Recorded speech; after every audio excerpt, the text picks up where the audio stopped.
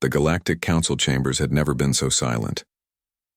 Ambassador Zethkar of the Vorthok Empire shifted uncomfortably in his biopod, his tentacles twitching with barely contained anxiety. Across the circular assembly, representatives from a dozen species stared at the massive holographic display showing the sector maps, every single one painted an ominous red. "Impossible," whispered Counselor Vrex, her crystalline form refracting the harsh emergency lighting. "They cannot have moved this quickly." High Arbiter Moktan, ancient leader of the Council, raised one of his four arms for silence. His voice, translated through bioneural implants into dozens of languages, carried across the chamber like a death knell. "The reports are confirmed. Every major stargate in this sector has been occupied." 3 months ago, the Council had made what they believed was a routine decision. Earth, that backwater planet on the rim of the galaxy, had finally been contacted after achieving rudimentary FTL travel. The humans had been offered the standard choice given to all primitive species: join the Galactic Council as a minor protectorate, surrender their military assets, and accept permanent second-class status among the stars. The humans had politely declined. "Irrelevant," Moktan had declared at the time, dismissing Earth with a wave of his hand. "Let them play with their crude ships in their insignificant corner of space. They pose no threat to galactic order." How wrong they had been. Captain Sarah Chen stood on the bridge of the UES Defiance, watching the massive Vorthak dreadnought hanging motionless before Stargate Epsilon 7. Her ship was barely a tenth the size of the alien vessel, but the dreadnought hadn't moved in 6 hours. None of them had. "Status report, Commander Torres," Chen said, her voice calm despite the magnitude of what they were attempting. "All gates in sectors 7 through 12 are secured, Captain. The Kepler and her battle group have Gamma. Gate lockdown. The Einstein reports the same for Delta Gate." Torres paused, consulting his tactical display. "We've got 37 alien vessels holding position across all blockaded gates. They're not moving." Chen nodded, studying the tactical readout. The human fleet was outnumbered nearly 10 to 1, but numbers weren't everything. The aliens had made one critical miscalculation. They had assumed that joining their council was the only path to galactic civilization.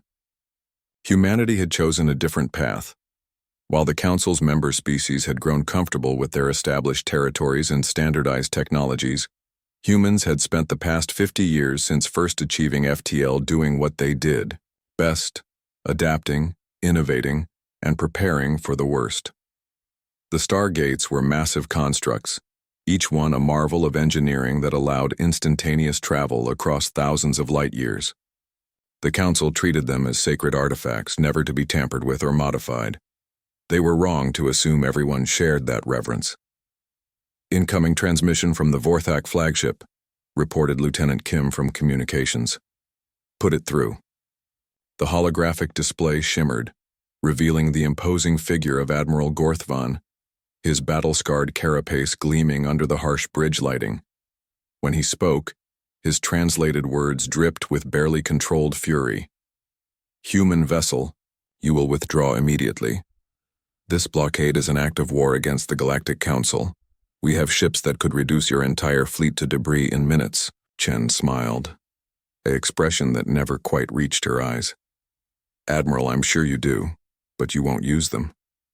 "You test our patience, Primitive. What makes you so certain?"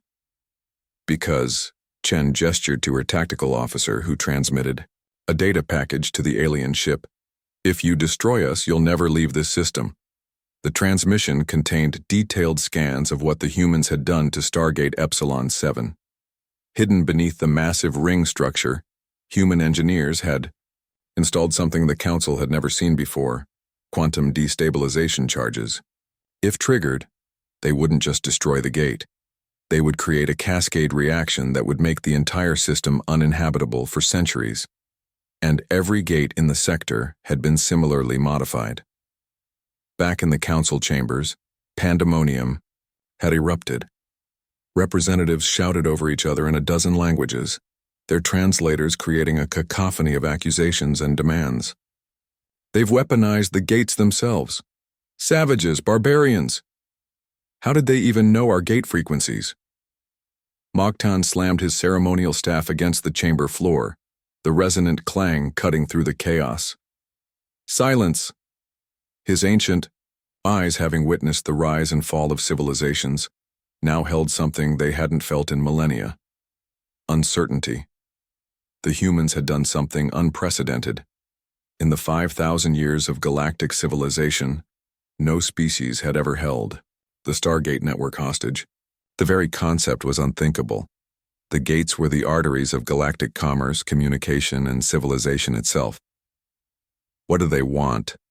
Counselor Vrex asked, her crystalline form dim with shock.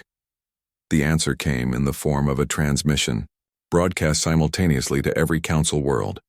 A simple message from someone identifying herself as Admiral Rebecca Foster, Supreme Commander of the Human Space Defense Force. Members of the Galactic Council, the message began, showing a woman in a crisp military uniform standing before the flag of United Earth. You declared us irrelevant. You assumed we would accept subjugation or remain isolated in our corner of space. You were wrong on both counts. The image shifted to show star charts detailing the human blockade. We now control access to 12 major stargates and 37 minor ones. Trade routes that have existed for millennia are now under human authority. This will continue until our terms are met. The terms were simple and radical. Humanity demanded full membership in the Galactic Council, with equal voting rights and territorial sovereignty. No protectorate status, no technological restrictions, no military limitations. You have 72 hours to respond, Admiral Foster continued. We have no desire for war, but we will not accept anything less than equality among the stars. As the transmission ended, Mokhtan found himself facing a choice no High Arbiter had ever confronted. For the first time in galactic history, a primitive species had forced the Council to the negotiating table, not through military conquest, but through sheer audacity and strategic brilliance. The humans had turned the galaxy's greatest strength, its interconnectedness, into its greatest vulnerability. In the silence that followed, Ambassador Zethkar spoke the words that would echo through galactic history. Perhaps we should have paid more attention to their military doctrine. They call it asymmetric warfare. High Arbiter Mokhtan closed his ancient eyes, feeling the weight of 5,000 years of galactic order shifting beneath his feet. Schedule an emergency session, he said quietly. It seems we have much to discuss with our new colleagues. The Council had declared Earth irrelevant. Earth had responded by making the Council's entire civilization dependent on human goodwill. It was, the historians would later write, the most human response possible.